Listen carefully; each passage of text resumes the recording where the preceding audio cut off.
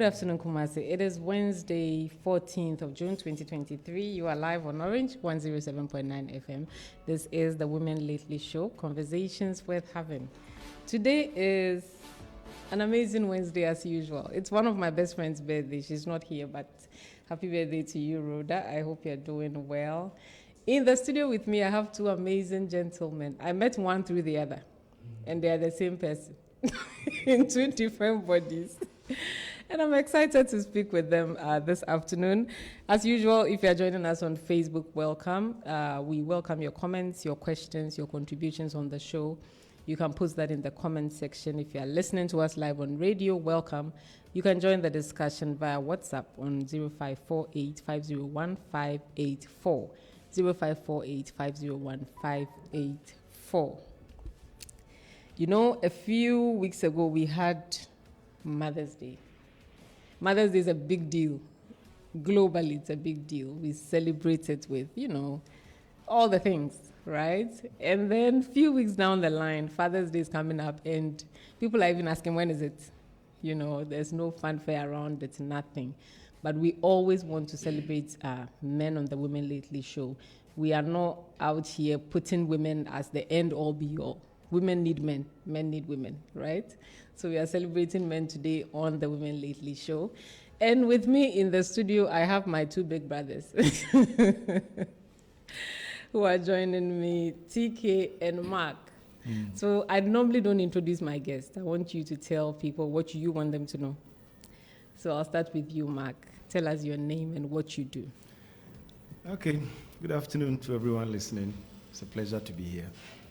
My full name is Mark Nyame. Okay. Mark Nyame. I am an auto detailer by profession. Right. And that is what I do full time. Okay. Yeah. My office is just around Makion, Pentecost. Okay. And for the sake of those who don't know what auto detailing is basically car cleaning, but a very high standard of car cleaning. Right. That's why when I call you during the day, I don't get through to you, right? When I call you and don't pick, I imagine that he's inside the car and he cannot be reached. Sometimes I'm outside. Okay. But the machine is working and I can't even hear. Oh, okay. I get it. All right. So I met Mark through TK. Yeah. So TK, tell us your name and what you do. Oh, Francisca. Women only show. Now it's men only show today, right? Yes. You see? Okay. But Mark, you man a bonsu.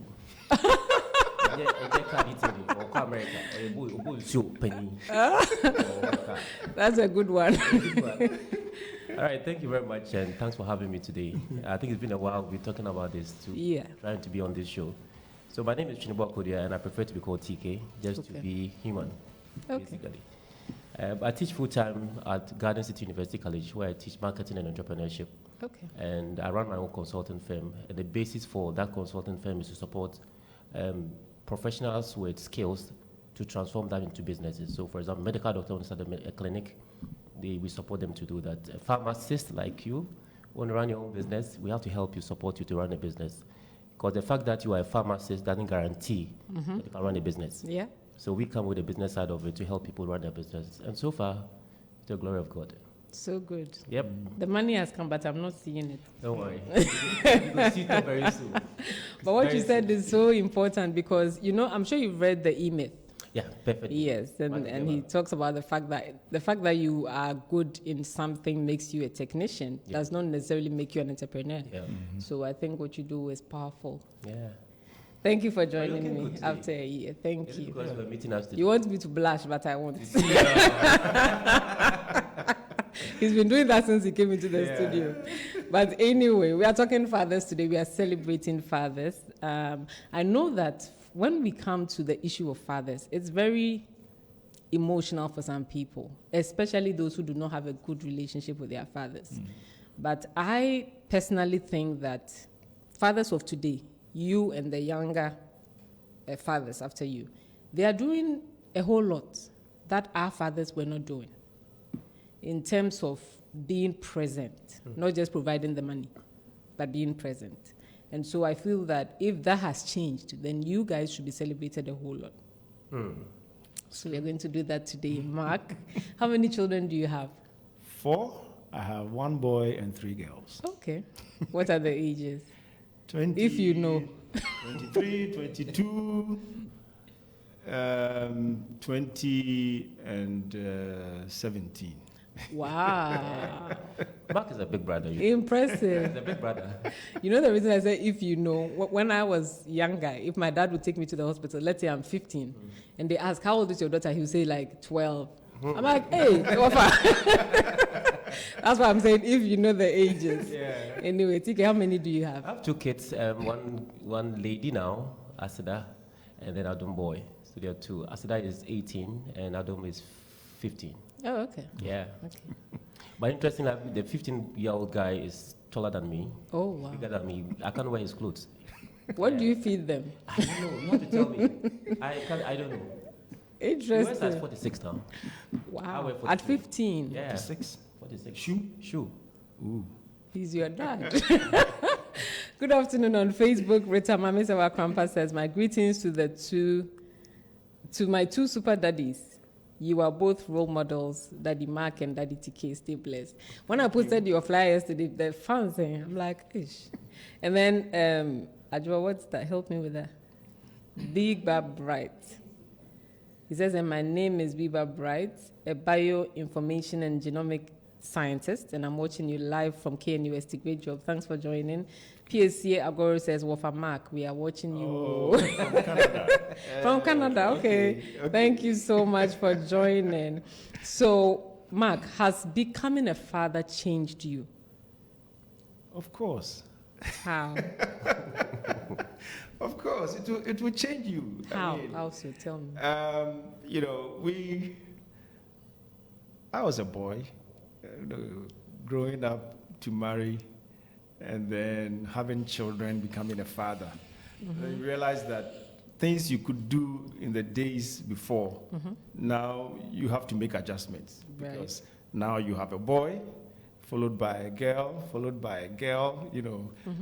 Sometimes you might have to take them to the hospital, have to take them to school, and blah, blah, blah. So it will change you. I mean, once you become a father, you don't decide. The system itself will change you, whether you like it or not. Yeah, so changes, yes. The fact that you are smiling means that it's good change. Oh, yes. Right? Oh, yes. I mean, it comes with all the challenges, but I mean, once you are prepared for it and you know that, no, there's going to be a change.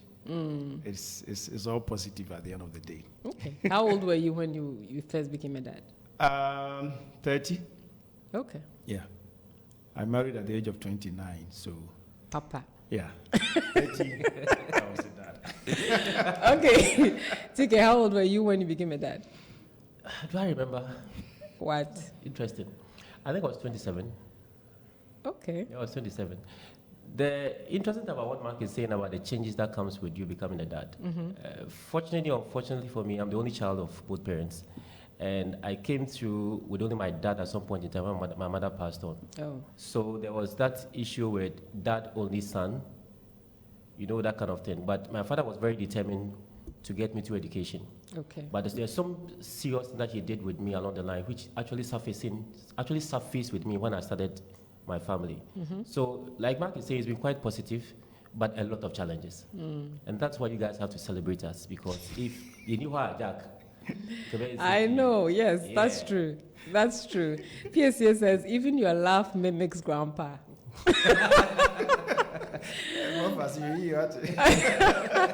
Nana Vedumos Jr. says, great show. Nana, we miss you. We are doing the show with you today, so I hope you're doing well.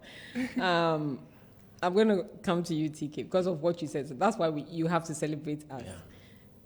So I'm assuming that means you think we don't celebrate you enough. No, you don't. Okay, tell me about it. You Should they know- say everything? Yes. They are listening. Yes.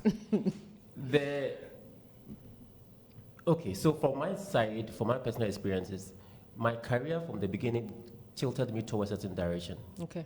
One starting from media, I didn't stay home much. Number 2, working with a pharmaceutical company, always traveling on the road. And then moving to telecom, also always moving on the road. So technically, I wasn't home many times. Okay. So it got to a point where that's why if you have a very strong woman as a wife, it helps. Because the person becomes more like a foundation for your kids as they're growing. Okay. So in the initial stages of my kids, I wasn't really part of them. But it really dawned on me when I noticed that anytime that I got home, if I don't buy them anything, they would really not even recognize them in the house.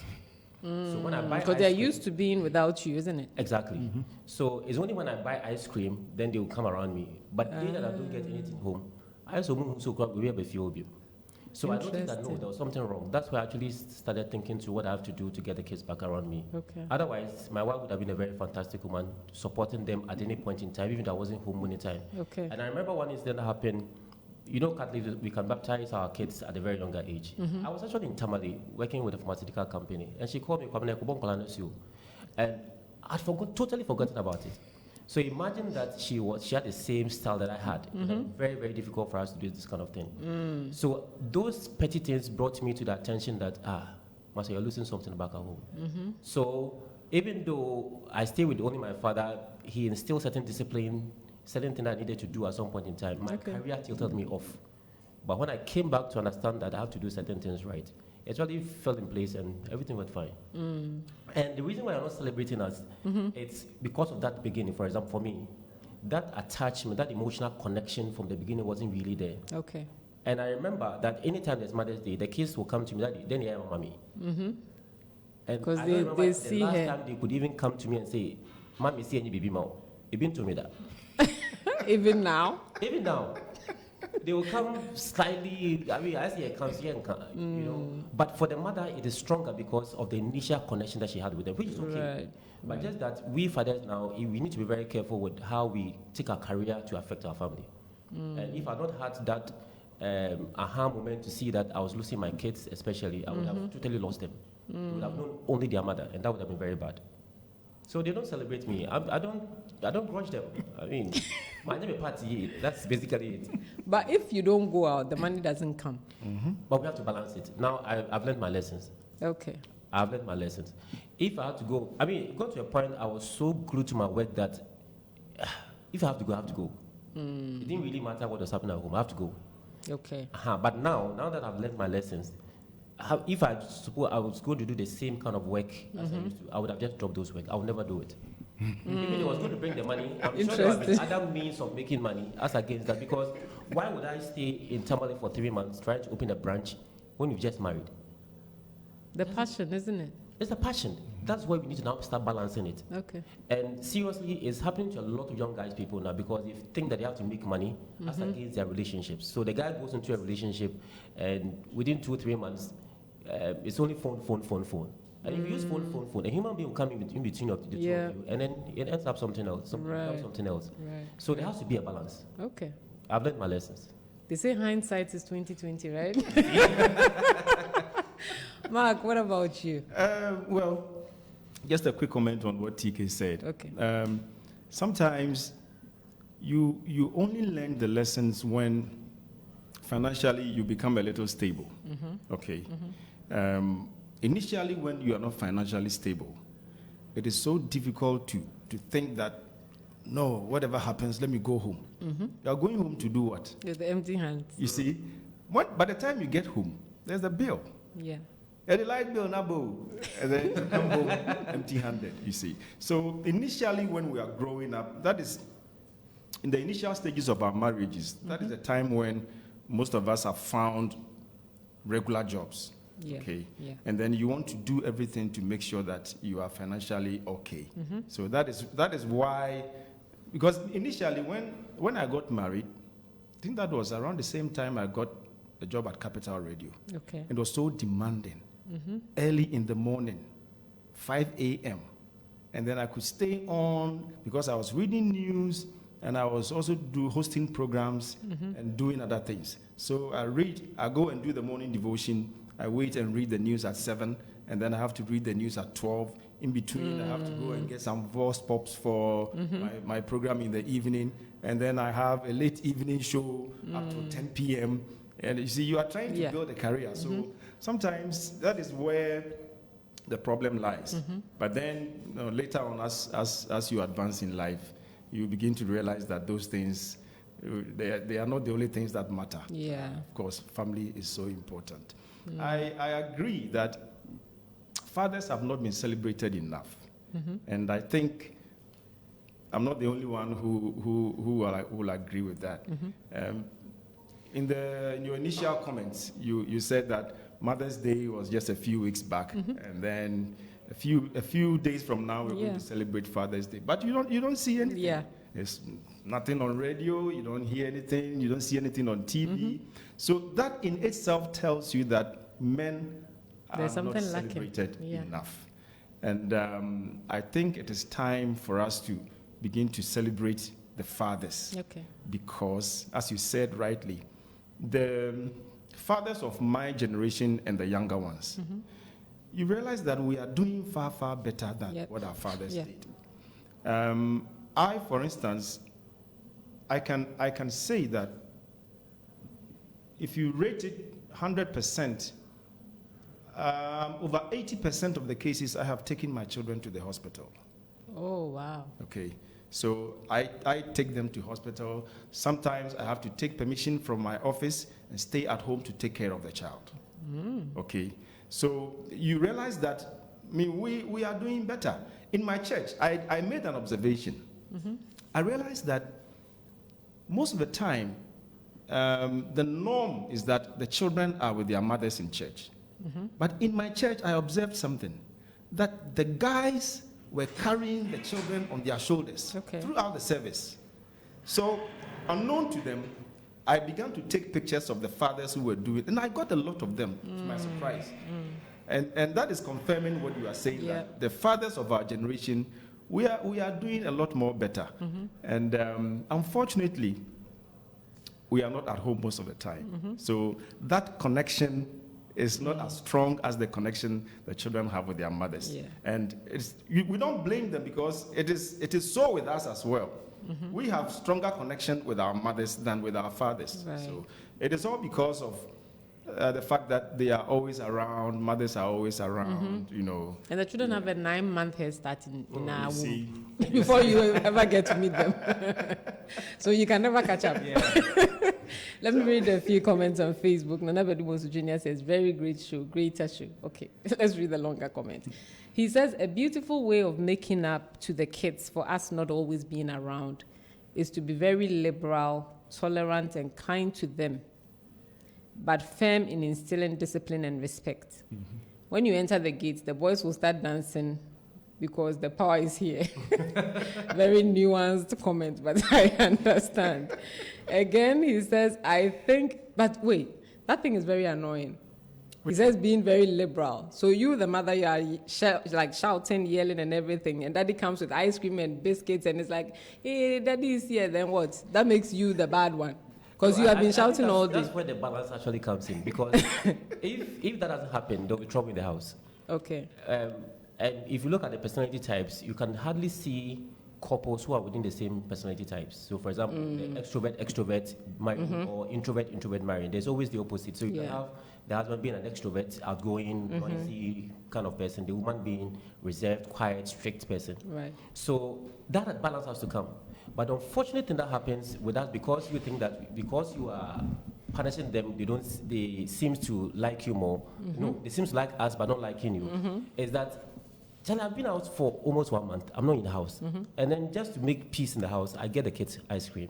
Technically, the kids will come close to me. But I leave them to you for you to punish them when they need be. That doesn't also mean that the man should not punish the kids when they do anything wrong. Right. But I mean, for me, the experience I've gone through, if I have to write a book, there's a lot I can write. Maybe you should. I should. So I'm challenging you on the show, right? Yeah, very. Okay. I mean, we are saying things we never have said in the house. You will say all today. Again, Nana says, I think Father's Day isn't very loud because men don't really put so much premium on recognition, but they are here saying that they need it to. But the other gender, even when they fix tiger nails, they want compliments. Even when they do their duty, they still want praise. Whereas for us, it's just business as usual. What's your take on this? it's true men don't talk so much. All right. Sometimes when we meet as men, we share a lot. Okay. But we share a lot among people we can trust. Okay. Unlike women who they meet somebody for the first time and everything is out. But for men, we don't actually talk so much. So I think that is the reason why people don't get to know how we feel. On a certain front, I think it is not so good. I mean, we have to be open. Yep.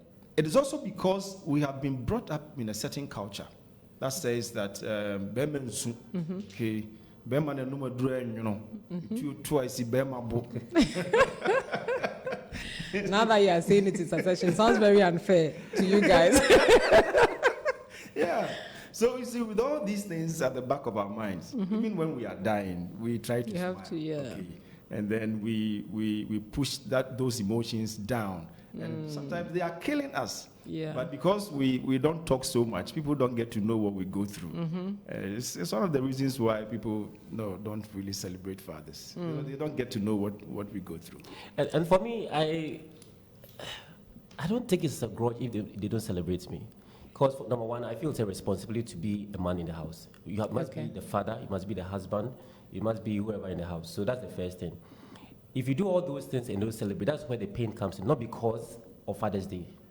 So, for instance, if your child feels that you put her in school and say, come to say, Daddy, thank you very much for taking me to school and blah, blah, blah, those things, it's much more appreciated than she not celebrating me as a Father's Day. They may forget, technically, because it's not noisy. Nobody's talking about it. So if she doesn't come to say Happy Father's Day, there's nothing wrong with it. But if she comes back to me and say, Daddy, thank you very much for putting me in school, that's much more stronger, because it means that as a man, you have lived your responsibility. So how about if they celebrated us and then your child is going to school and bring 2,000 cedis, you say you don't have?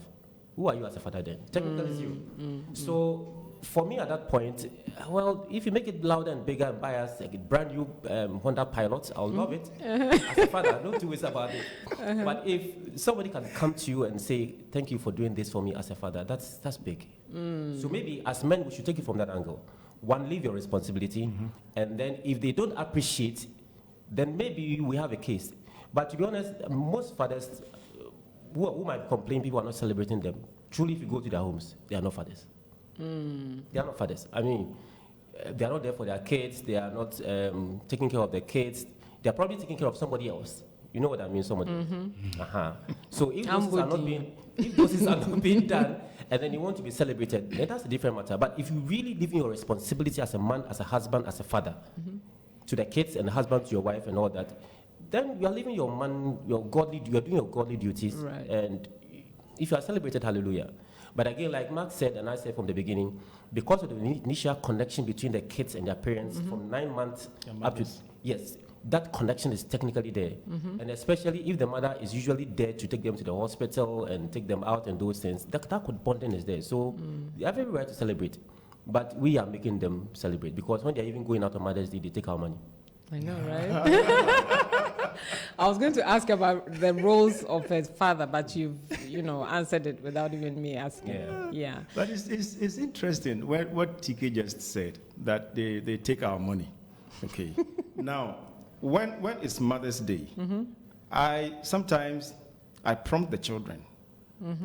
What are you doing for your mother? Okay. And then sometimes they'll come and take money from me to go and do something for their mother. Yeah. It is coming from me. Yeah. But I am trying to put this into them, that you need to celebrate your mother. Yeah. Okay. I am wondering if it is coming from the other side, that when it is Father's Day, the mother will call the children and say, what are you doing for your father? Okay. So it is, the point I'm trying to make is, the women can help. You see, the women can help in the celebration of the fathers. Yeah. It is something that has been passed down from generation to generation. Sometimes, unconsciously, they do it. And this is what I'm saying. Once again, back to the Proverbs. And you see, all those things are coming from our grandmothers to our mothers and then to our wives. Okay. So sometimes the way they have seen men, you see, which has been passed down onto them. They do certain things that play the children against their fathers, and they are not even aware. Okay, let me give you a few examples. Okay. In the area of discipline, dad is out, mom and kids are in. One of the kids misbehaves. Why won't the mother punish the child, but wait for dad to come and punish the child? Okay, so as soon as you enter, dad, you are coming home joyful. As soon as you enter, the first thing is a complaint from your wife. Yeah. So and so did this and that and that and that.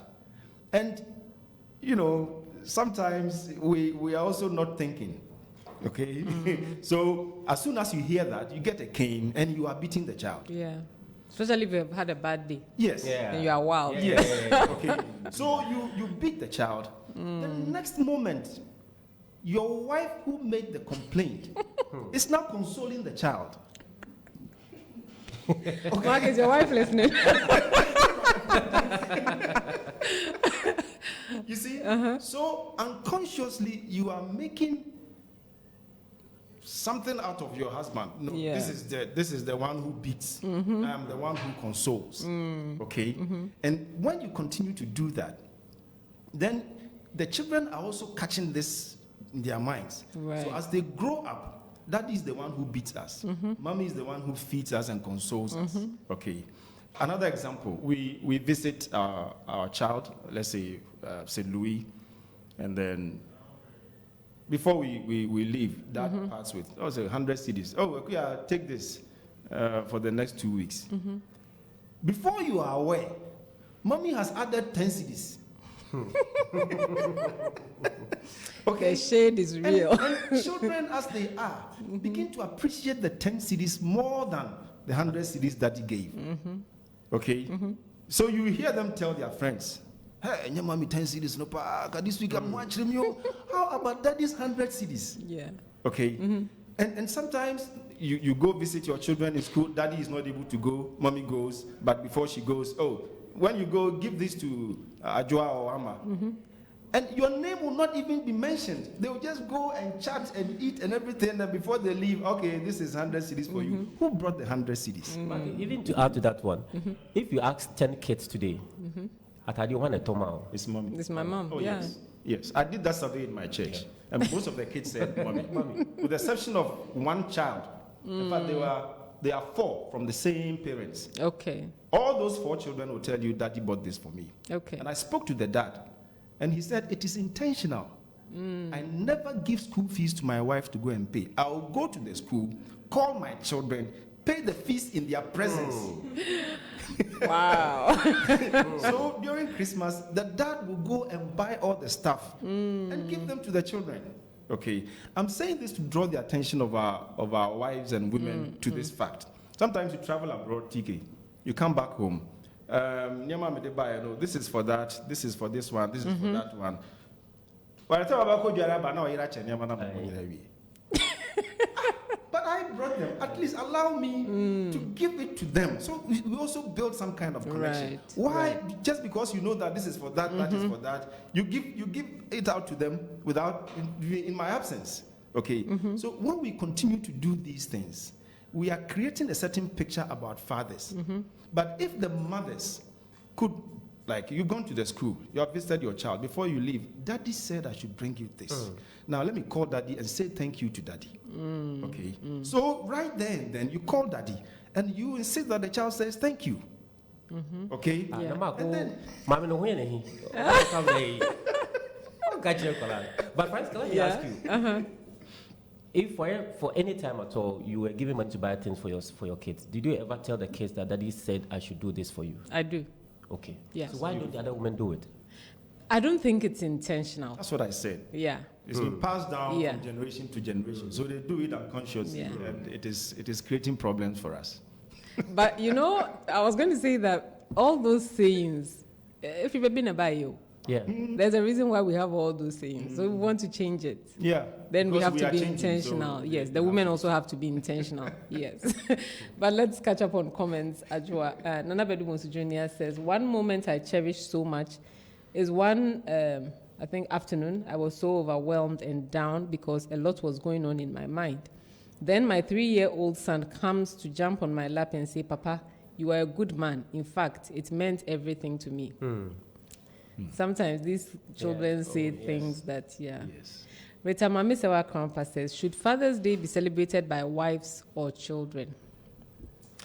Should Father's Day be celebrated by the wife or the Yes. Everybody in the home must do this. Okay. Everyone must do this. Yesterday, I saw a comment on Facebook. Someone said, I want to buy something for my husband for Father's Day. And the first comment was, is that your dad?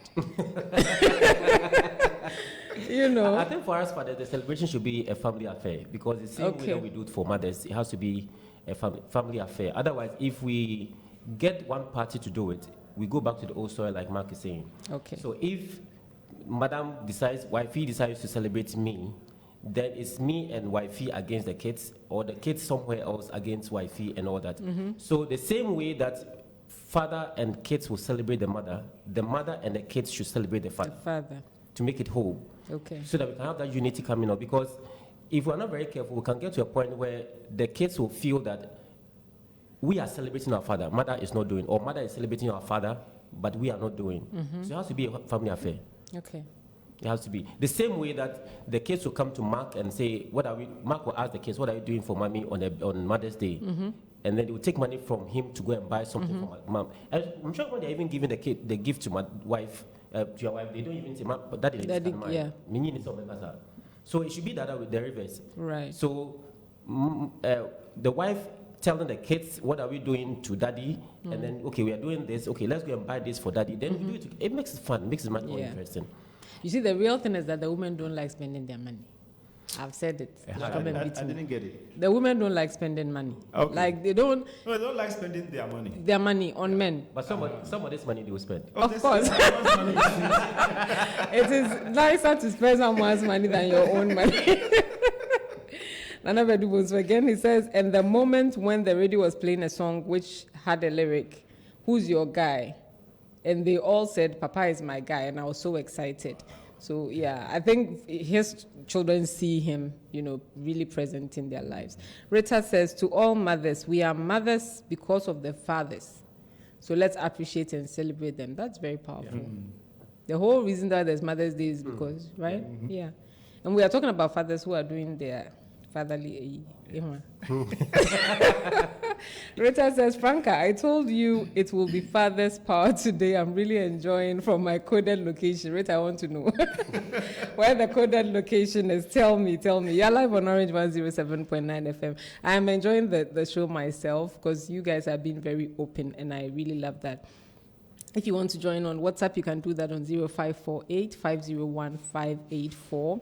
In the studio with me are my two big brothers, self-appointed. This one I've taken it, Mark and TK, and they are helping us talk about Father's Day, which is coming up this Sunday. On WhatsApp, I've forgotten his name. Eric. Eric says, hi, Ma Franca. Eric, Franca is Franca. All right? He says KER.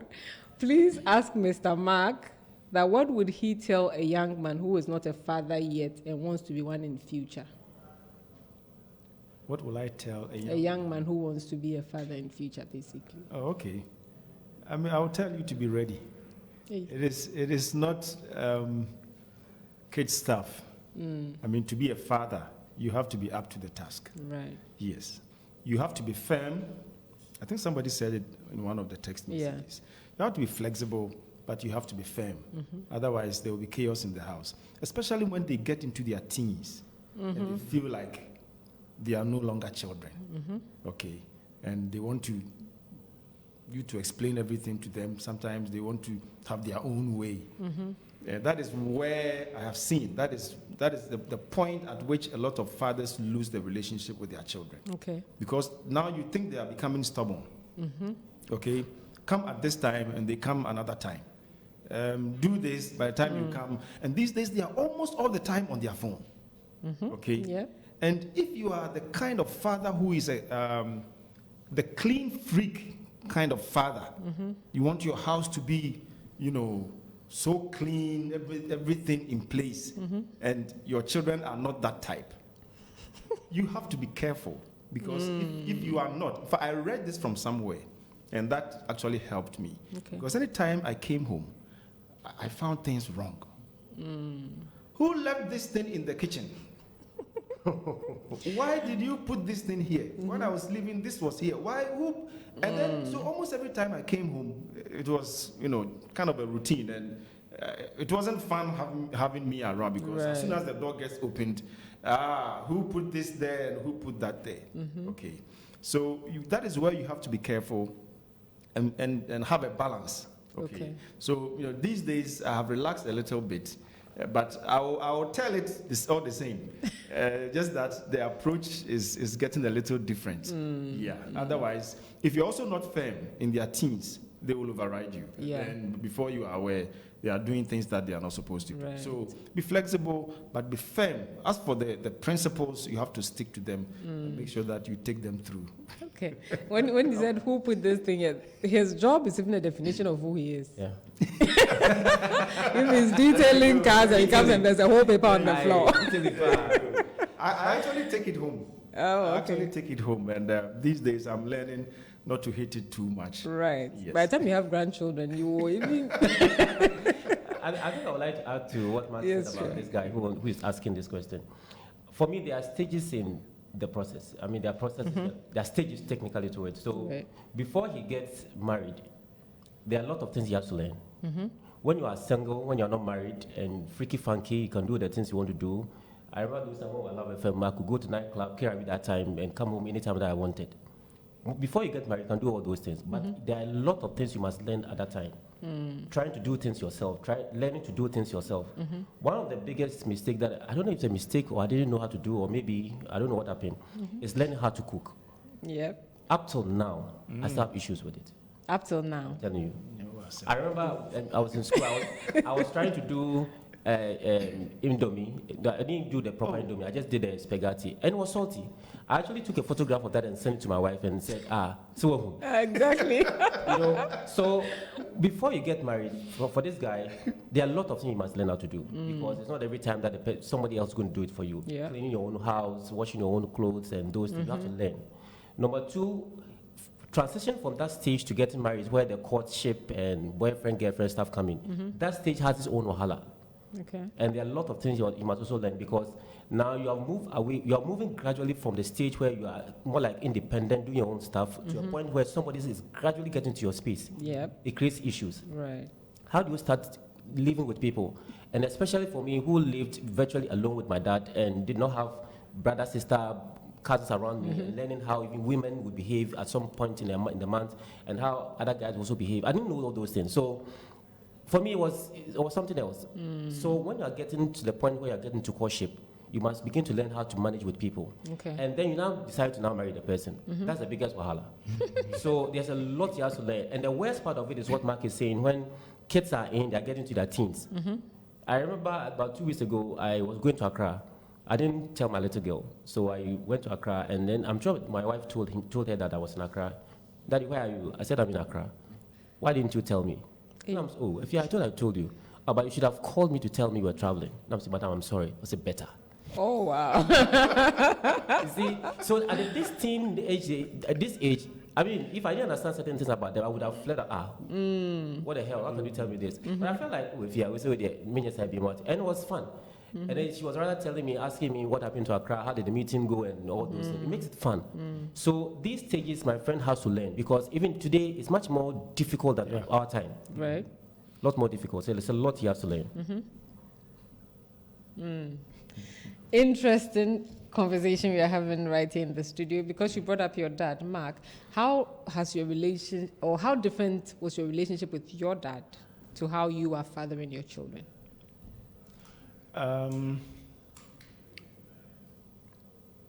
My father was not always around. He traveled at a point in time.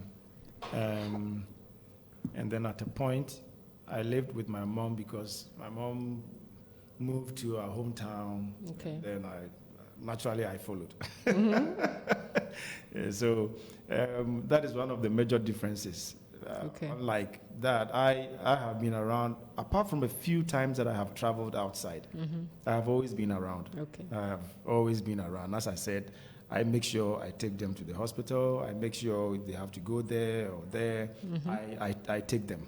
One of the things I do with them, which probably might compensate for my absence, is to spend quality time.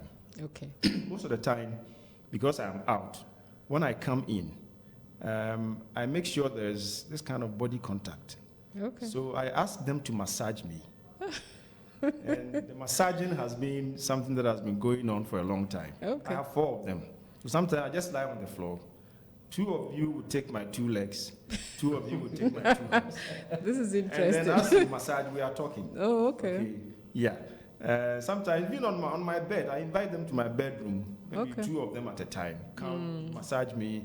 Well, when you see that I am asleep, then you can go. Sometimes they try to sneak at the hair. This is funny. Yeah. It is a very interesting thing because you have come home late. You have just a few minutes to go to bed. So if you want to spend quality time, do things that will create this kind of body contact, and then you can. Within those few minutes that you spend the time together, you see that it's real quality time. I like that.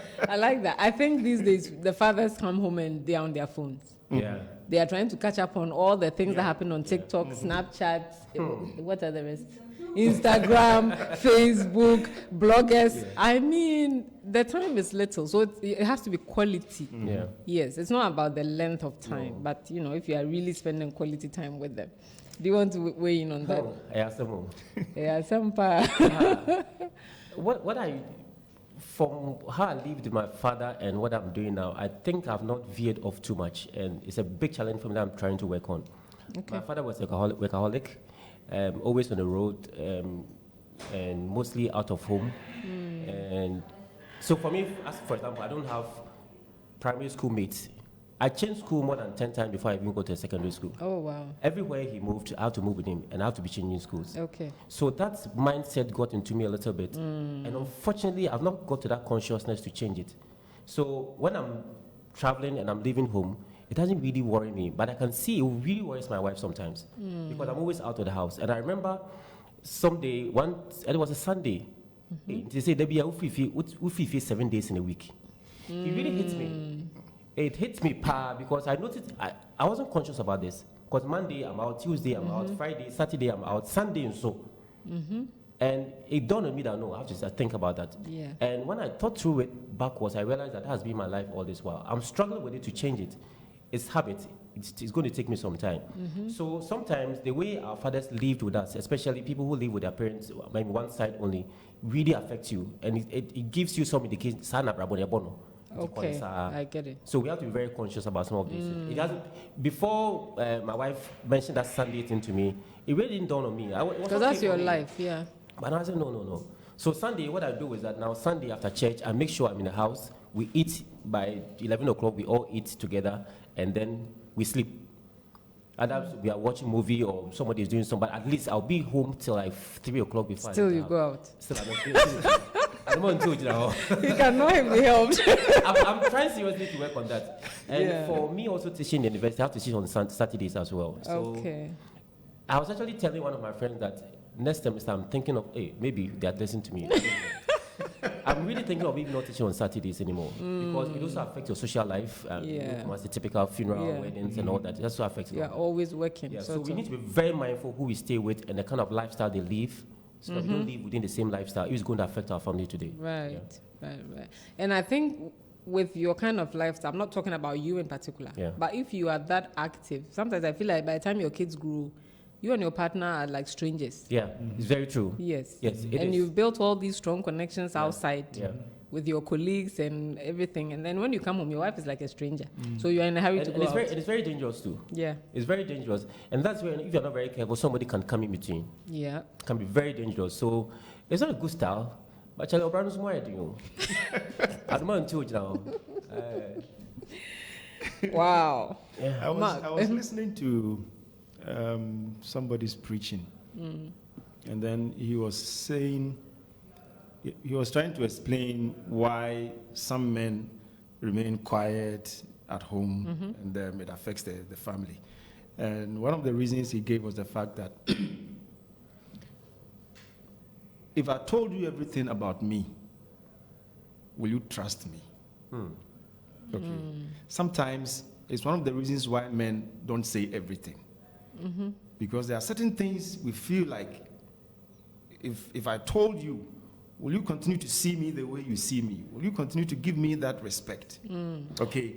And then somewhere along the line, yeah, you see. So maybe somewhere along the line you said certain things, and then looking at the reaction from your wife, then the man decides that okay, if we know, yeah, she can't handle that. Yes. So we end up keeping a lot of stuff.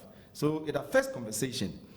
As we are having a conversation, something pops up, and then naturally you would have said something, but can she keep this one? Okay. So it gets to a point where even when we are dying, we cannot say, and it affects a lot of things. And the man said that your husband would die without even you knowing that he died because of those things. Okay. So if our wives can also be open and not take everything seriously, and be able to allow us to speak and be free at home, probably we could be better communicators at home. Yeah. Mark, give me an example. And then This one interesting when we meet as men. I mean, for him and me and two other friends of ours, and we are three actually. The kind of conversation that go between us, it's amazing. And hardly would that kind of conversation go to any of our wives. Not that we don't want to tell them, but we will not. Because for us, it's something we have opened up to each other to say it. I mean, there was a day he was passing by and I called him Charlie Berry Nkomo. And I said something very personal. Okay. Very, very personal. And I wouldn't know who else I would have told. Because so who else can you talk to? You talk to a friend who you can trust. Oh, I'm taking the blows for the women. For all the wives. Oh, wow. I'm going to put you guys on the spot. Give me an example of something you think, don't use yourself, your friend's example, right? Of something you think if you tell a woman, she will flare up or whatever. Because trust me, if you ask the women, they want you to talk to them rather than talk to your friends. Yeah. Or a side chick. They would rather you talk to them no matter how bad it is. Well, yeah, sure. Yes. So give me an example of something you think. I'll give mine. I will say it as it is. It's about money. If you go and they are beating you, don't call me. Yes. You are living. You hear that? As if you go and they are beating you, don't call me. See, so you live in the house 7 days in a week. And at some point in the career, you come home and probably you have to go pay electricity bill and you can't pay. So what at all are you doing out that you can't bring the money home? And for me going out 7 days in a week and not being able to afford doesn't mean that I'm not making money. Maybe it's a progress. It's a process that we are going through. Yeah. Hardly would I tell you the miniska. And whatever other means I will find to give the money to you, I'll find it. But deep down within me, I somehow kind of shame. The next time, so what are you doing? Well, yes. I get you. It can be very heavy. Right. I know one of my friends was telling me that, I mean, he is quite close to the kind of thing that I do, always running around soft things. And the wife told him one day that,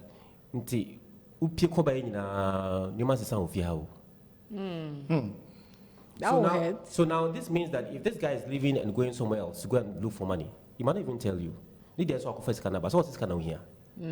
and bring the money to you. But that's how he's making the money, you have no idea. Yeah. And that's very dangerous for us men because it means that for us to leave our responsibilities as men, we'll find any means possible to make the money. So how about I go and do some juju and I bring money home and I use one of the kids or something. That escalated real quick. You did money. And when we meet and we talk, I mean, the kind of thing that we talk about is that serious? Side chick issue, issue. Side chick issue, issue. The issue is really because the side chick is not bringing money home. Okay. Worst case, the side chick will bring confusion, but the real issue is okay. We go for a side chick, now what your bills will fee. Your cousin first come out the paper. Would you find money and it's fear? You say, won't come maybe. Now, come the beer and I said there's no money coming in, then there's something wrong. In that case, the man will be quiet and find any means possible to get a job done, period. For your kind of ego, like male ego, I can imagine how much that will hurt. Big. Yes, if you are told that they will cover the beer. It's big. Yeah. It's big. They will cover it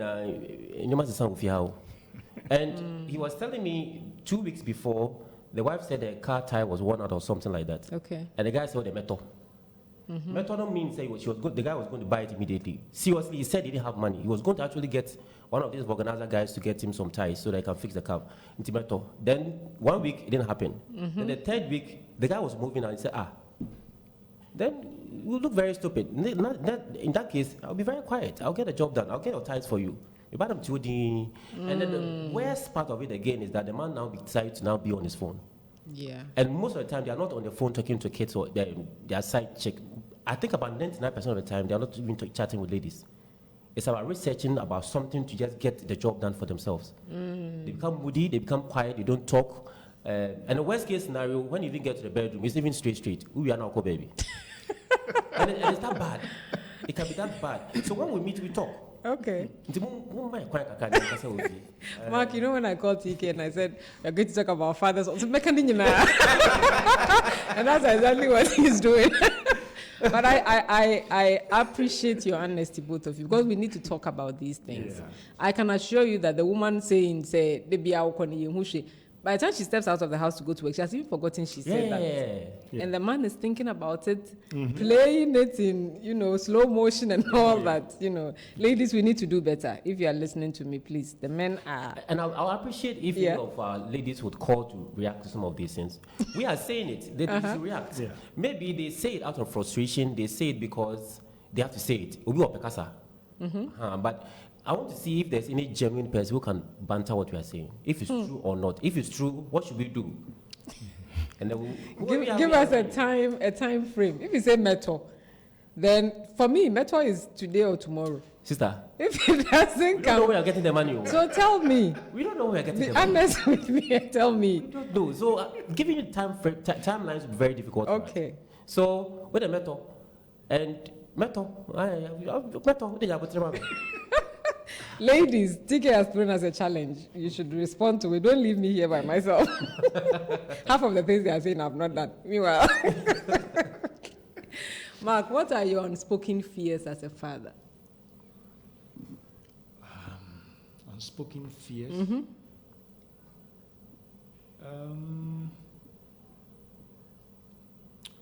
It's about the future of my kids. I look at them. My children are very musical. Very, very. Okay. When they are singing, in fact, the kind of melody that my children produce is amazing. Oh, wow. It is just amazing. I'm not just praising them because they are my kids. They sing like angels. Oh, yeah. Wow. And you see, these days, when you look at the music world, which some people call it the music industry. In the church, some people call it the music ministry. So whether it is industry or ministry, it still has to do with music. I am looking at some of the predecessors. The old ones, the way they lived their lives, and comparing it to the current crop of gospel musicians, but not all of them. But you look at them, and then you begin to wonder, which of them is actually providing an example for my children who are coming up in this music ministry? Okay. It is an area where you can fall easily. Yeah. Because, when you sing and you sing so well, people are calling you here and there. They're having programs here and there. People hail you. They make you look like an angel. And if you are not able, I always tell them that it is a gift God has given you. It's a talent God has given you. But you need to be able to build a character that will sustain the talent. Because every talent needs to go with a certain kind of character. That character is what is going to sustain the talent. Right. If you don't build that character to sustain the talent, then the talent will crush you. Okay? They will hail you and lift you up so high. By the time you are where you are down and flat. Yep. Okay. So it is one of the things that most of the time I pray for my children about. That as they grow and as they sing, I'm praying that they will sing even better. But as they grow in this music world, it has always been my prayer that they will pick up a lifestyle that goes with a gospel musician. Yeah, so this is one of the things that sometimes I think about it and I get a little afraid and I pray about it as they grow up, and I'm sure things will work out. I'm sure it will. Tike, how about you? Mine is deep.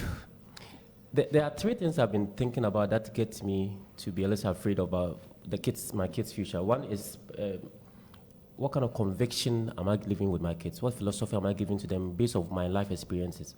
Because I've looked around a lot, especially in my space of entrepreneurship and business, where I see people coming at very good businesses, and when the owners, in quotes, the fathers die, everything goes off. Not for them to come and take over my business, but what are my convictions in life? What really are the pillars that I'm holding on? And I realized that my convictions, they keep changing based on what is happening currently. Okay. So I don't know what they are living on today. Of course, there are some values I've tried to instill in them, but me, they mean way. So I'm not able to tell them that if these are the things that I think I did. So 1, 2, 3, 4, 5. It puts a lot of fear in me, especially if they have a little taste of traveling outside and seeing the other world, and not they being able to blend that with our local culture and be able to see their balance. I fear a lot. And the last time I was thinking through, so if my child decides to go to school in Abuchi and she's there alone, what's going to happen to her? I felt some shivering. I felt, no, I'm not ready yet. Number two conviction is I have not been able to expose them to my high quality friends, my confidants. Okay. Because there are some people who are in my life right now that, worst case scenario, if today I'm off and my wife is not there, I would want those guys to take care of them. And I'm very convinced in my heart that my kids will be safe. Okay. I've not been able to introduce them to these people. And that scares me because anything can happen to me, anything can happen to my wife. So when that happens, are they going to live their independent life with their own values that they're trying to culture now, or they're going to live in somebody else's dream? So it puts a lot of fear in me. And then the third thing that I really fear sometimes is that, so if I'm not there today and somebody mentions my name, I know, maybe she goes somewhere else and somebody asks, who was your father? My father was so and so and so. Well, the person says, wow, he was a nice guy. Oh, please come, let me help you. Or they will say, hey, who happened to These are things I've not been able to concretize. So it puts a lot of fear in me. And my prayer is that God should just give me that revelation to understand that these are my serious core values and has brought me up to this point. So if somebody else holds those things, can also help them. And especially with my friends that I'm not able to connect them to, it worries me a lot. Why haven't you been able to connect?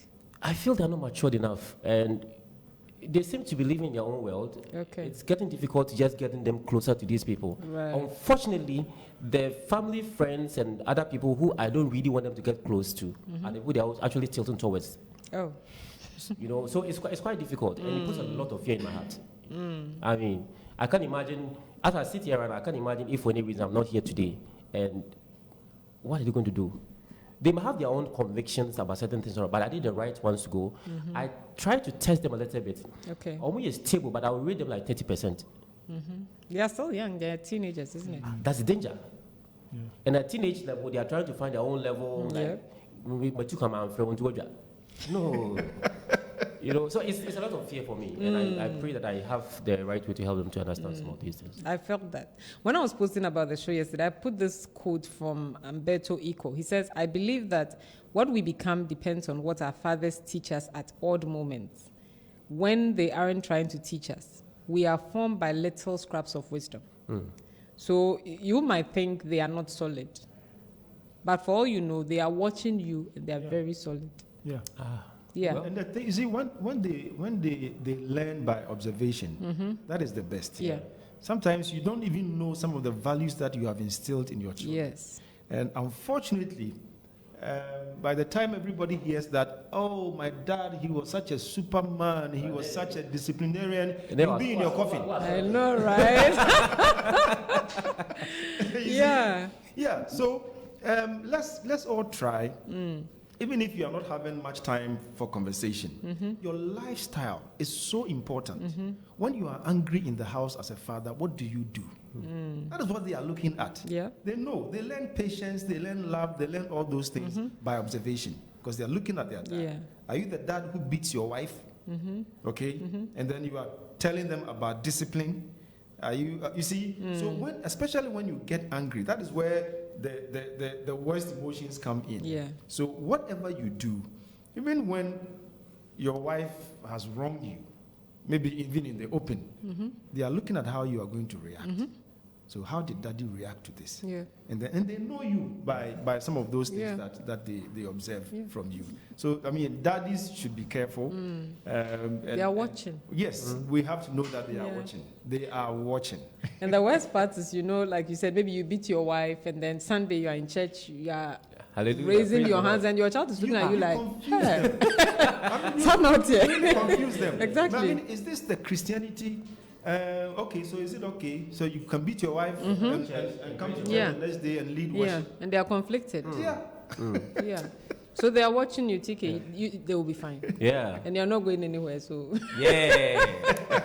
Let's read a few comments. You guys should take a break and drink some water. Nana Bedu Bonsu Jr. says, the best gift I received as a father is if your son says he wants to be like you in school when they are choosing careers and he says, I want to be like my dad. Wow. Yeah. Then I'm lucky. Well, the boy said it in school one day, and the teacher actually called to tell me. Okay. And so when he came, I asked him, yeah, auntie, then I went home, I said, where's me? He didn't say anything. He didn't tell me. On this show, I asked one gentleman, what did you want to be when you grow up, when you were a child? And his comment was, I wanted to be like my dad, even though I didn't know what he was doing. So I think it's more of intangible values that they are picking by just observing you. And again, he says, well, for some of us, we consciously decided to be to our children what we wanted our fathers to be when we were young. The kind of love, friendship, and relationship we wish to have with our dads is exactly what we give to our children and even more. That's amazing. 2 more comments from him. He says, there's something special about fatherhood that I pray every man gets to enjoy.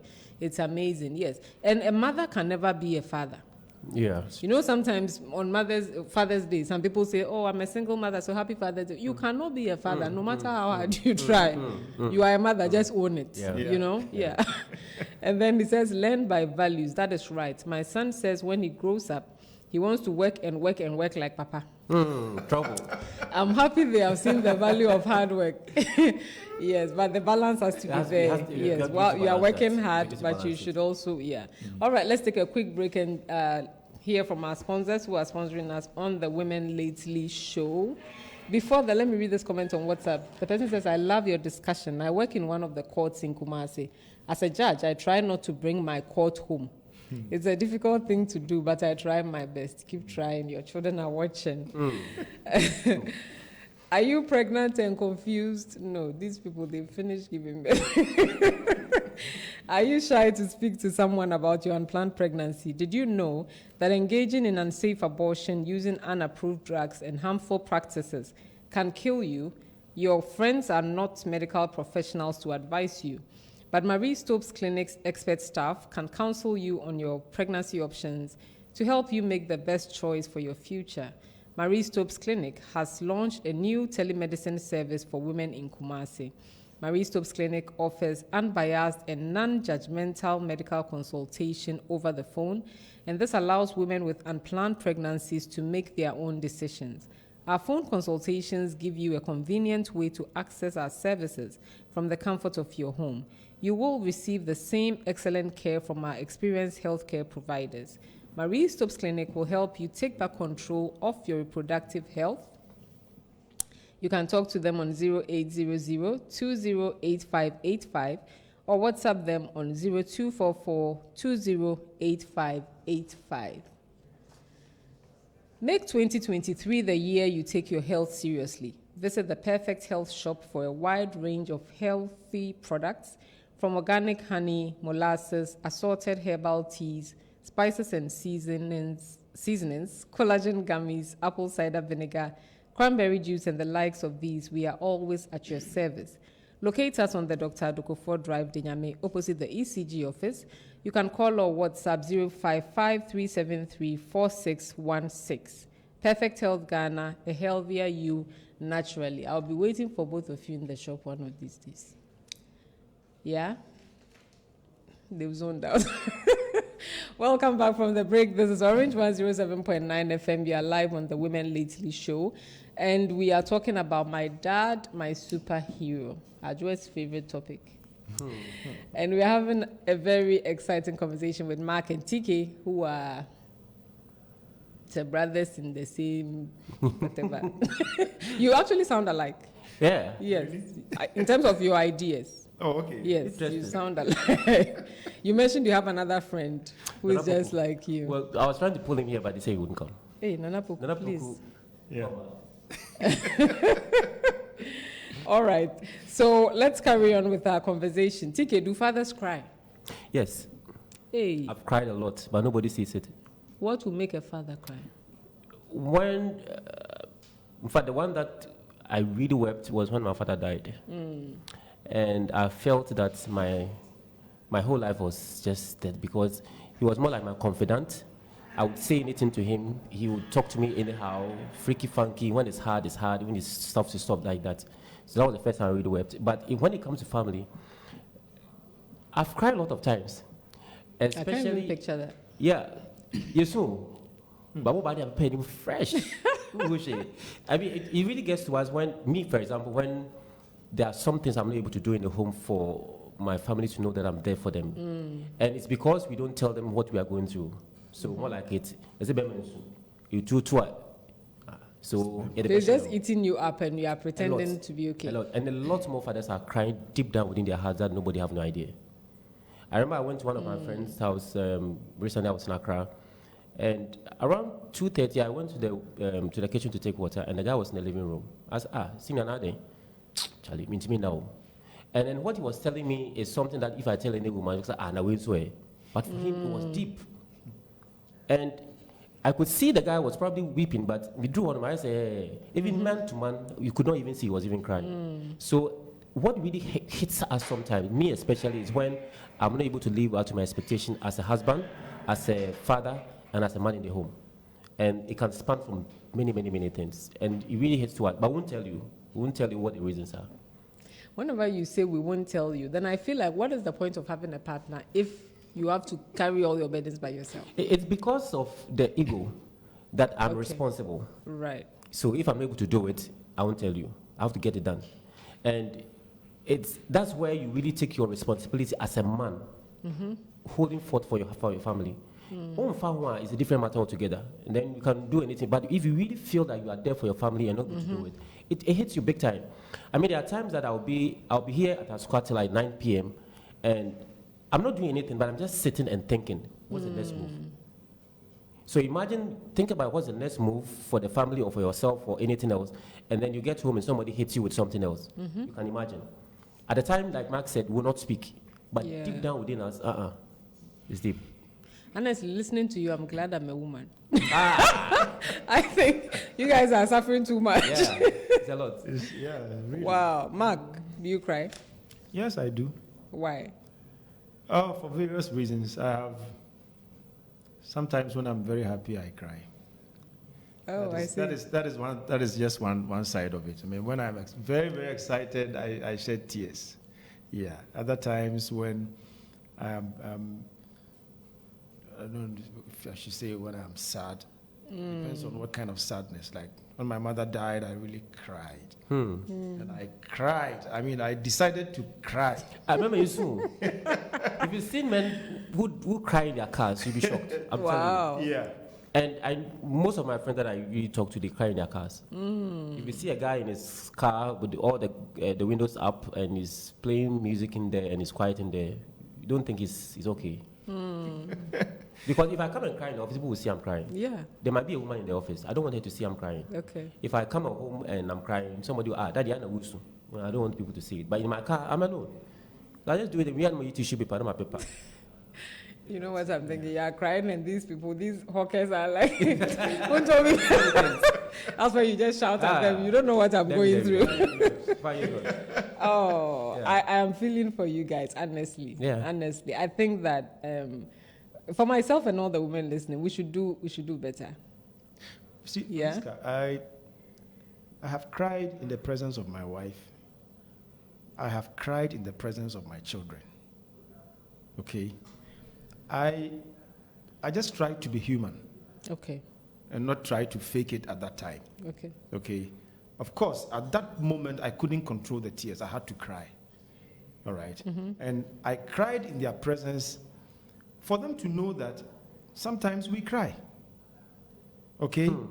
And I mean, whether at the time I cried, they knew why I was crying. Okay. All right. So at least it has sent a message to them that Daddy also sometimes cries.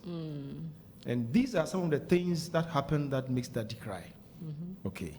So for the men who are listening to us, I mean, it's okay. Not a sin, it's not a crime to cry. Just that if you do it too much, I know, right? Daddy becomes a crybaby. Yes. There can only be one crybaby in the house. It can't be all of us. Yeah, so it is okay.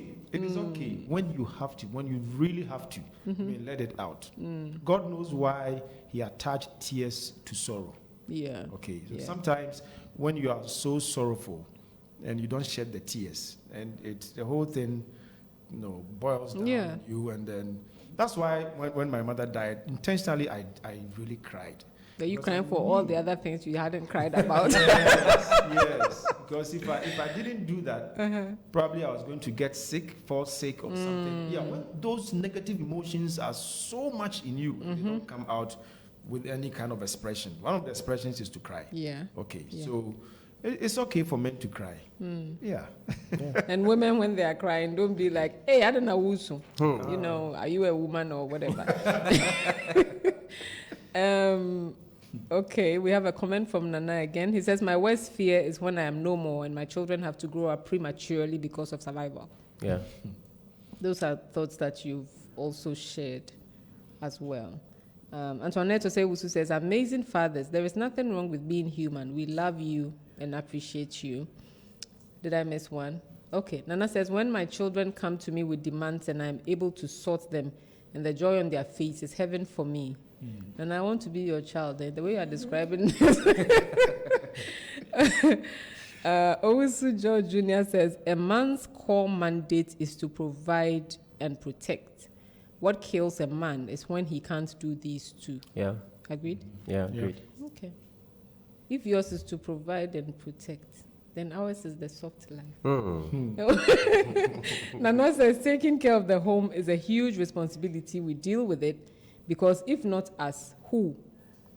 It is not easy to lead a home and find the balance with work and everything, but God is our help. Amen.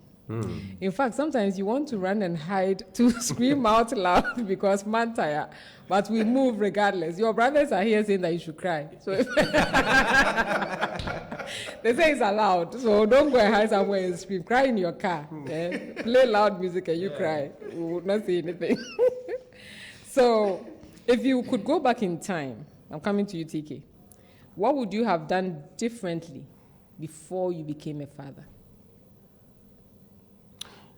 Something I wouldn't have been able to do then, to have stayed with my mother, because my mother died quite early. So I didn't have the balance. Okay.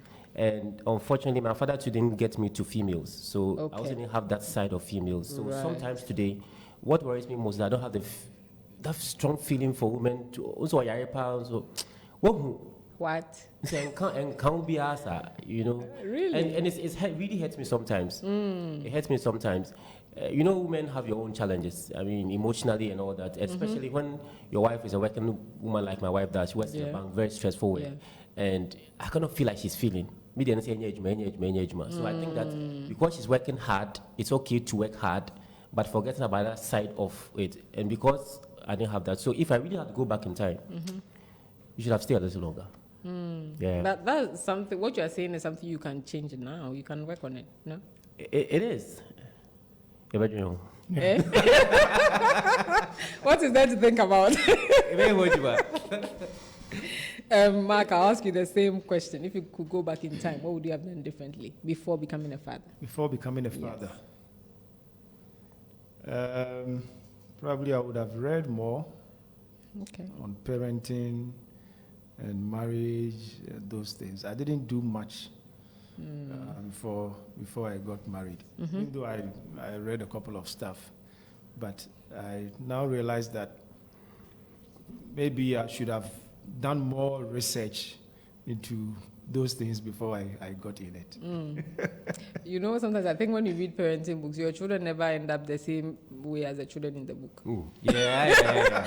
They are so different, so you have to experience it. You can't. I don't know how. It's an experience. Marriage in itself is an experience. It's a collection of experience along the journey as you move along. But what we, like Mark is saying, if you had a foundation based on which you are building your experiences, it's easier to have a benchmark to go back to correct and move along with it. Right. But unfortunately, that foundation is not there. Yeah. So what are you benchmarking? So most likely you are tempted to listen to your friends. And unfortunately for you, if you don't get to the right group, you're in trouble. Because your benchmark becomes that bad group. And then that bad group begins to influence you because you're in that same circle. You can't change it. So if we had a very strong foundation, that would have helped for you to have a benchmark to work along the journey. But unfortunately, I mean, for example, like I said, started my career very aggressively, always on the road and working and running around. Honestly, I don't remember I read anything about marriage. The only thing I remember I was listening to was Opani Padushia. And what he was talking about that time before I got married was more of the people who are already married. And not those of us who are starting. Okay. So the nitty-gritties as to who the woman should be, where the family is like and all that.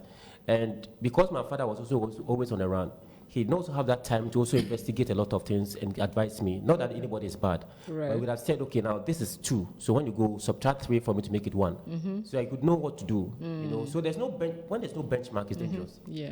And the easiest benchmark would have been you yourself diving deeper into learning to understand, okay, what is it when I'm going to stay with somebody else? Temperament, person's family, and all that would have helped us to be able to do some of these things. And it's about learning. About learning and the people that you hang around with most of the time. And interestingly, the little that you learn, when you get on the job, you realize that there's a difference between exactly. Yes. That is so true. You know that this one I have read about it, but no, when it hits you, and you realize that no, it's a little different. Yeah. But at least with that information in mind, you're able to know how you can handle it. I think as a health professional, when our children or our family members are sick, we are the most confused. But when it's somebody else, it's your job. But when your child is sick, you're no longer a pharmacist. You know, so I understand you. Antoinette on Facebook, she says it's okay for men to cry. Let's be a safe place for them as women, for them to share their raw emotions with us without looking down on them. It's a pity Nana Mprochum is not here. He doesn't believe in all those emotions and stuff. Nana Bedibusi says, the first time I spent a night with my dad under the same roof is when he moved in with me. It was a tough night for me. Oh, I would love to hear the story. Dora says, I can identify with what TK said. The experiences could make you feel out of touch with women and their emotions. Nonetheless, it is not too late to learn. It will make your relationship better. Okay. Antoinette says, oh, TK, you can work on it. You should work on it. I think by admitting that you don't know how to feel for women, you are halfway through. You are amazing. So that they've taken you to Alcoholics Anonymous, right? You have admitted. That is half of the work done. So, Mark, how important is it for fathers to be physically and mentally present with their children? I think we've talked about the physical part, but mentally. See, that is where you have the opportunity to groom your own children. It is so important, especially in our days, because by the time you get home, if your wife goes home before you and she's the Facebook type,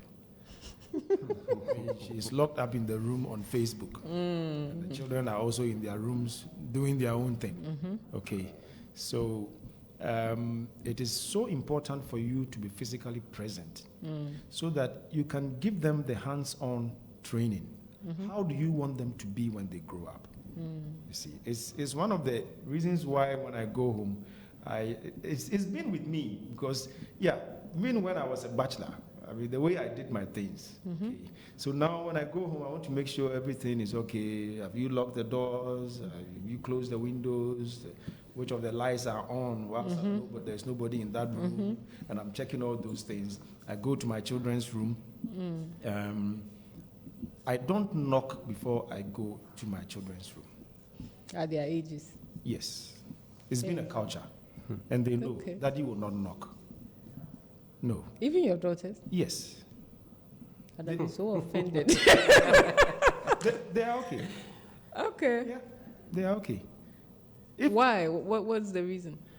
That's our house. You are my daughter. You are my son. Okay, so what will you be doing in the room so I up to today, let me just start yesterday, I'll just walk to the room. Okay? They know it. I mean, it's a norm in my house. Probably it will offend somebody, but in my house it's a norm. Okay. So I walk to your room, and I'm able to see things that I wouldn't have seen if you had the slightest idea that I was coming. Okay? It helps fathers to be alert and on guard. Because if you always alert them before getting in, there are certain things you will never, with these smart children, you will never see them. Okay? Meanwhile, if you had seen them, you could have corrected them. Right. All right? Sometimes, one of them is on phone late in the night. If you knock, hello, can I come in? Come in. The phone is under the pillow. All right? Yeah. But, I just walk in and you are on phone. What's the time? 10 p.m. Why are you on phone at this time of the night? Okay. And sometimes I'll just pick your phone unawares. I've been doing it to them.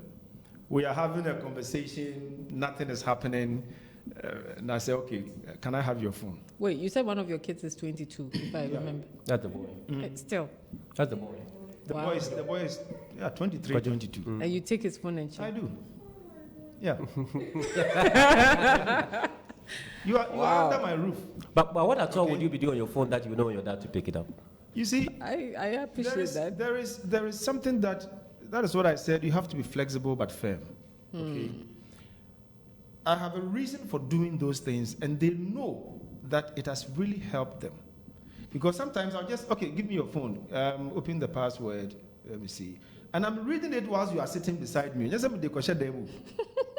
Okay? So right whilst you are sitting beside me, I'm on your WhatsApp. I'm reading messages. Who is this friend? Who is that friend? Have you seen the conversation? Have you seen what he's sending to you? This is not the kind of friend you should have. So, you see, I do that, and then it generates conversation. And I'm able to advise my children based on some of the things I have seen on their phones. So it's not like you are shouting at them. You're having a conversation. No. And they know it. And then sometimes we will arrange. Looking at what has been going on your phone, it looks like you are not being strong enough to say no to certain things. Can we arrange? Can I keep the phone for the next 4 weeks? Learn how to live without a phone. You won't die. And then we agree, and I keep the phone. After 4 weeks, I call you for a chat. So, 4 weeks is up. I'm giving you back the phone. You have a huge responsibility. You know who to talk to, who not to talk to, friends to accept, friends not to accept. And then we have a chat. Sometimes after that, if there's the need for prayer, we pray. And then I say, have your phone back. All right. So it is always important for fathers to be present, not just the physical, but the emotional, to be there to guide them. And this is the reason why when fathers die and the tribute is being read, that is when the children have realized that our father was helping us. Because these days, there is something called privacy. And this privacy thing, Francisca, it is doing us a lot of harm. A child of 8 years, she has a bedroom, and daddy or mommy has to knock before you enter your 8-year-old child's bedroom. And they are hiding a lot of things from us. I remember one of the times I read one of those kids, one of those messages, and there was a chat, something like in codes, okay? So I realized that one message was just 29. You get a message and it's 29. So I said, what can 29 mean? So I decided to search through the phone, and then I found a chat with numbers up to 100 and something. Number 1 says that, number 2 says that, so that if a parent picks the phone and it's 29, I don't know what they are talking about. But if you have access to that chat, I remember one time I was on their phone up to about 1 a.m. Wow. And then occasionally I'll take notes, eh? Yeah, I'll just call my wife and say, can you read this? Oh, okay. Yeah. So then I got the chat, and then 29 said something. And then other numbers, you see, and I saw it on other people's phones, other children's phones who are not my children. So I realized something is going on. Now they want to hide what they are saying from their parents or whoever has access to the phone. So they will just send a message, 35. And then they go to the chat. Did you know this? No. Yeah. Okay. Clueless. Yeah. So you see 35, and then they go to the chat. 35 says, what will you be doing after 10 p.m.? Hey. And then they also reply, 15. You see, I never thought this would be me. Things because of my curiosity. Okay. And not just to be harsh on them, but I think it is a way of having something to stand on to help them. Yeah. So that you know exactly what is going on in their lives. And based on those ones, you can advise them. Wow. First of all, my kids don't have phones. But that's nice too. That's nice. How have you managed that? It's not been easy. I have a 12 and 7. You're So doing 12 will soon get a phone just because of, but it's good to know this information. Yeah. I never knew that. Now, Dora says, wow, such an eye-opener. I'm taking notes. Yes, we'll take notes because now they talk in numbers.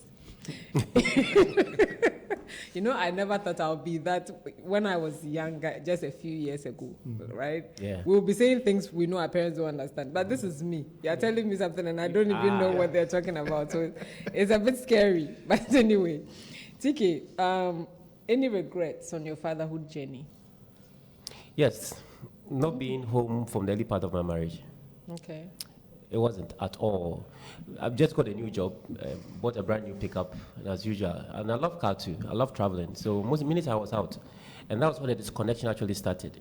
So I really regret that time for not being home to see all those part of the life. I remember one day I was sitting down, I was asking myself, hey, I don't cry, 1 year, son, no sit here. You have no memory? No. Wow. So I really regret that because I was always on the road. And it was because of, again, the career style that I took and all that. So there has to be that balance. Yeah. I really regret that.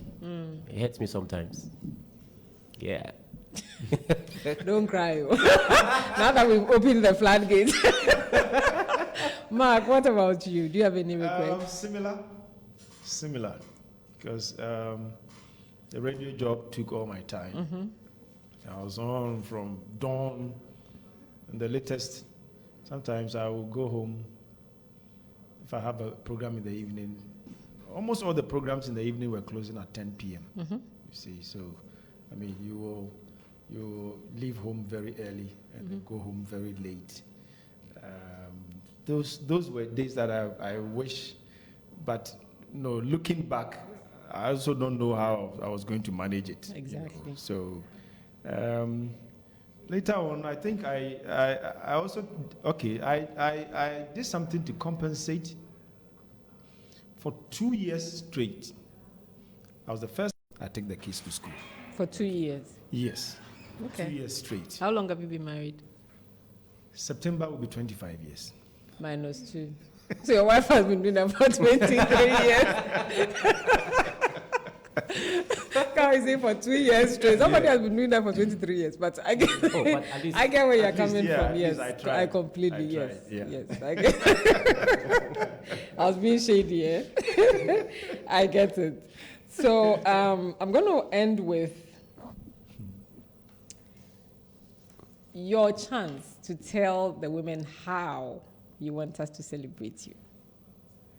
Okay. Yes. I want to hold that pilot, mommy.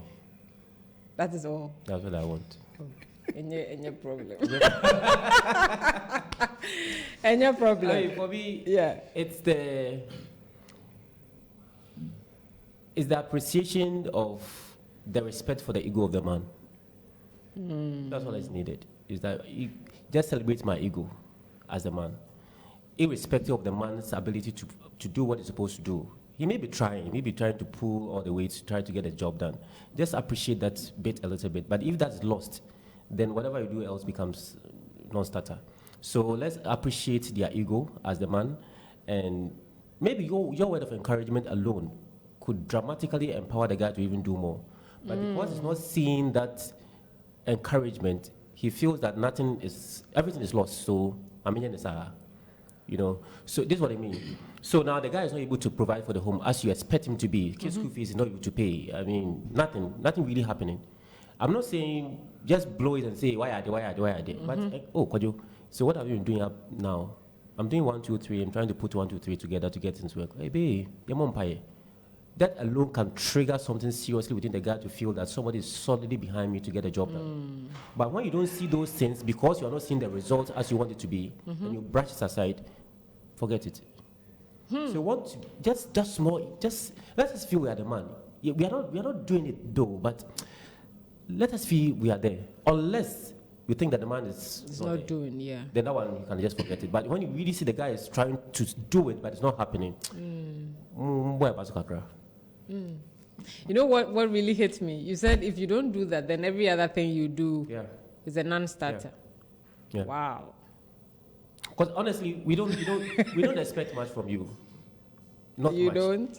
Yes, because that's true. Yes, because we not much. From my understanding of being a father, a husband, and a man in the home, there are certain things you can ask you shouldn't ask your wife to do. Light bill kutia, water bill kutia, the car say fix it. Chop money, you too. Those things they are very basic things, but for all you know, the guy is trying very hard, but he's not able to do that. It doesn't mean that he is intentionally trying to avoid it, unless I've said from the beginning, the person is not doing it. But if you see the guy is trying, just get a go a little bit for him.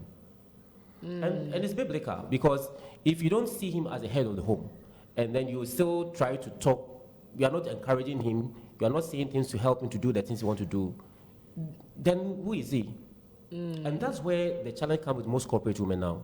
Because when we meet and we are talking and we see, I'll tell a story. One of our friends, the wife wanted to buy a car, and the wife mentioned the car to the guy, and the guy said, car with the car, papa. Why don't you wait for us to buy a different car? And then they said, I'm alone, see if I'm talking away. And before the guy could say Jack, the woman has bought the car. I'm telling you, for almost 3 years now, the guy has never sat in the car. Because his ego is that bruised. And the guy was telling me that if the woman had said he wanted a BMW, and then the woman said, Kodua, me sika car near 20,000, me sika 5,000. Just 2 on sika no atama me. The man said would have moved heaven and earth to get the car for the woman. That's the ego I'm talking about. You see, because it's 20,000 would be able to do. Do will be now about okay, go and buy it. But you have given your 5,000 to him, because you have given him that respect as the man. He would definitely get it for you, unless all things being because the man is saying shaggy man, so shaggy. Yeah. So we are just expecting that small support that we need, and that's why when our Father's Day is not celebrated big time, we talk, but hi, be brave, you hear be brave, just a little for us to get moving, and we'll take care of you. We'll be fine. This is such an eye opener for me. Ajwa, I'm going to do the monologue. Based on what he said, I'm going to do the monologue. I was talking to her about a show I want to have, and what you said, like, threw so much light on it. Yeah. Because when you talk to the corporate women, they feel like, why should I be stroking your ego? Like, Charlie, I am this. I also bring money. I also pay some of the bills, you know. But I don't know. You said, but you know, in the same line, I have a friend who, the lady actually earns much more than the guy earns. But because of this kind of small ego respect that we're talking about, the man doesn't even know what the lady that used the money for, taking care of almost everything in the home. And there was a funeral in the house, and the man needed some extra money. You know, the woman gave the man ×2 or how much they needed. And he asked the woman, so when do you need this? Oh, what you? That's the kind of respect we are looking for. To the point where you will be a fat. But the question is, okay, okay. And honestly, there are some homes now, you don't see the man, you don't see the woman. Yep. And it's dangerous. It's dangerous because at that point, if the man finds any woman who behaves like a woman to him, the story changes. And I mean, men, just listening, you know, I'm only the host. The way he's firing the shots, I'm just hosting. I don't want to get in trouble. Mark, what Same do question. you have? Yes, to say to what your brother has just said. If I had spoken first, I was going to say the same thing to you. The greatest need of a man is respect. And he will do everything to go to where he will find it.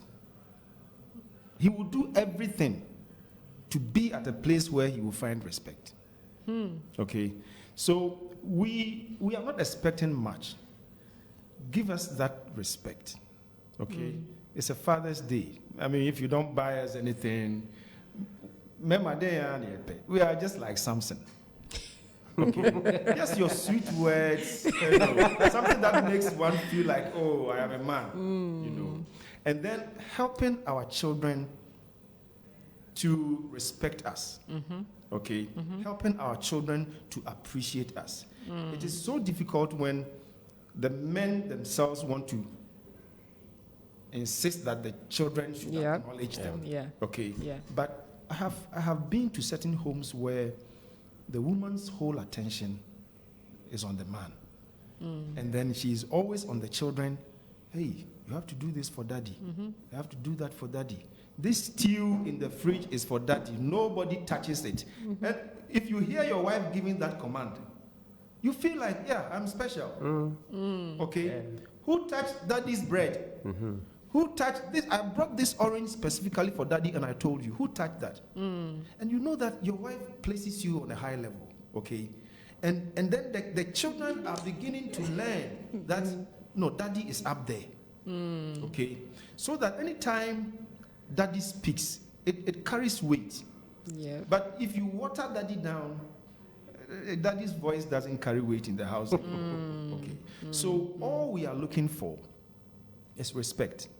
Most of the time in words. Okay. Respect in words. Okay. And then how you train the children to acknowledge and to appreciate the fathers. Daddy is coming home. How dare you? Nobody went to open the gate. And it's a serious case in the home. Because nobody opened the gate for daddy and mommy is furious. Okay? Daddy hears this and he's like, wow. Okay, so I'm that important in the house. Okay. So these are some of the petty things, the way you even set the table. These days, do they set the table? So what do you understand microwave? Oh, yes. It's 3 minutes microwave, you can't do it. That's what in some homes they do. Okay. Yes. In some homes they do. I have a friend who he doesn't want to be on the dining table. Although I know what's not kitchen from home, and that is his style. Okay. But in a home where you set the table, even how you do it, okay, you don't do skirt and blouse anyhow. Just in Asian kunitinku. Okay. How come when you get a visitor, exactly, you go to your kitchen and get the best Pyrex bowl? Yep. But when you are serving your husband, it's just in any ordinary bowl. This is China thing. You put it in the microwave and it's melting. Okay. So these are some of the very petty things. Okay. When that's what I said. See, men want to be served. Okay. Especially when we see that you are serving from your heart. Okay. It is the reason why, in some cases, some men fall in love with their house helps. Yep. Okay? Respect and love, very, very difficult to separate the two. Okay? And sometimes I've said that respect breeds love. Submission breeds love. Okay? So if you are not able to submit and respect, I'm not talking about that kind of submission that makes you a slave. Yeah. But if you're not able to respect your husband enough, and you have a house help, Adwoa is in the house, yes, daddy, what should I do for you? You come and then you tell your wife, can I have a cup of tea?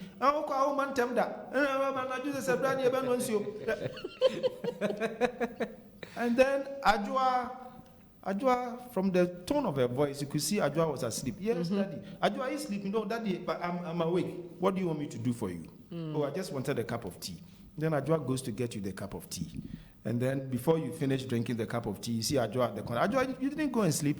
I was waiting to go and wash the cup. Your wife is snoring. Okay? So when these things happen from time to time, you realize that a lot of men find it easy dealing with their house helps than their wives. Because for the house help, they don't own. Okay?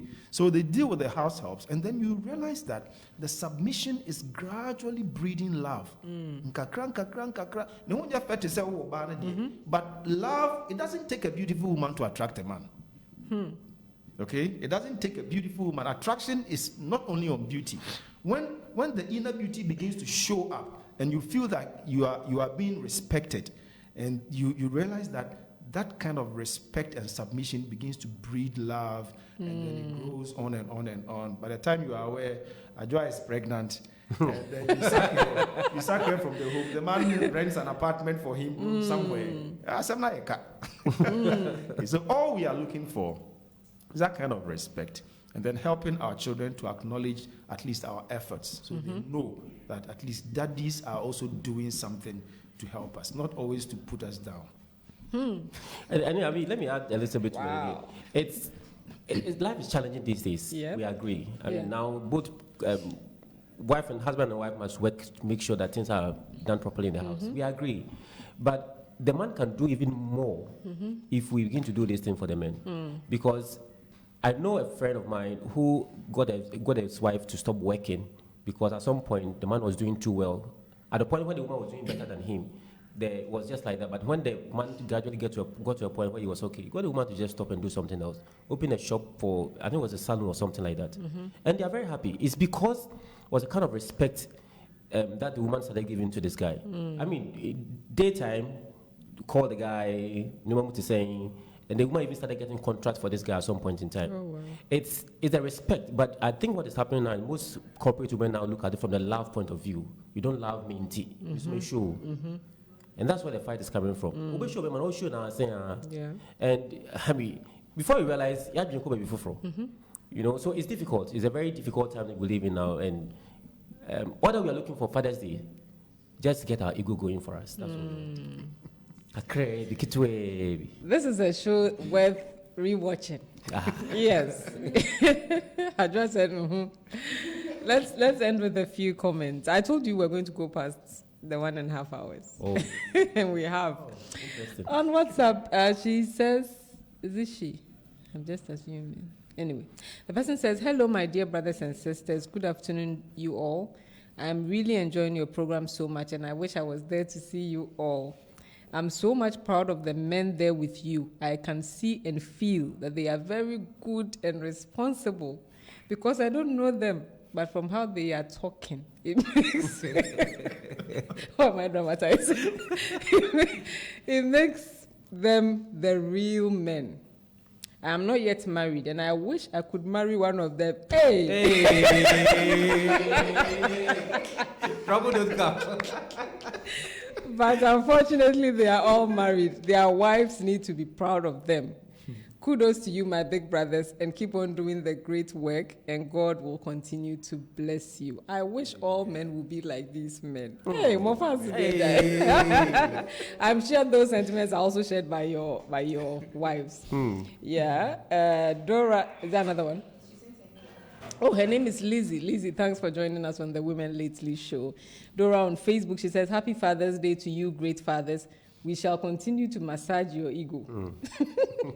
The code is respect. It will over you. The funny thing is, Dora is married to my friend John. So, John, get ready. They are saying respect will over you. PSCS says, I have watched, I have taken notes. I'm going to apply the ones I'm currently not doing. God bless you all. And then I saw another comment. Where is that? Okay. Owusu George Jr. says, this has been a wonderful experience, especially to we, the young guys. I have learned so much. A big thank you to your knowledgeable guests. Yes. Thank me too for bringing them. PSCA says, hey, Wafa, your last statement reminds me of your sister. She's on your case. Yeah, she's my sister's daughter. Oh, okay. In Canada. Right. Antoinette Osewusu says, we celebrate you all, fathers, and we pray for grace to be all that God has called you to be. PSC again says, she would serve my dad and expect me to serve my younger brothers with the same order and matching dishes. This has really helped me in I believe she meant in my marriage. Again, she says, I think the panelists are now heated and talking even deeper now. I know. Bring them back, oh, I will. Antoinette says, Franca, this is dramatization proper. I know I can be dramatic. That's it, right? It's been an amazing episode of the Women Lately show. I'm really glad I brought you guys on. To be fair, I've learned a whole lot. And I think that I speak for all of us women. This is the Women Lately show. When I say that, we need to step up our game. It's not because we are not doing the best. Yeah. But listening to you being very honest and talking about your challenges, we need to step up. You know? Because we can't say any longer that, oh, but we didn't know. Now we know. Mm-hmm. And so we are going to do better. Me and my squad, we are going to do better. Thank you for coming on the show and sharing so passionately. You are definitely coming back. The two of you are coming back. So get ready for my call. This has been the Women Lately show, episode 18, I believe. Yes, episode 18 on season 3. Thank you so much for joining. My name, as always, Francisca Taylor. Good afternoon. Near you or any market in Ghana.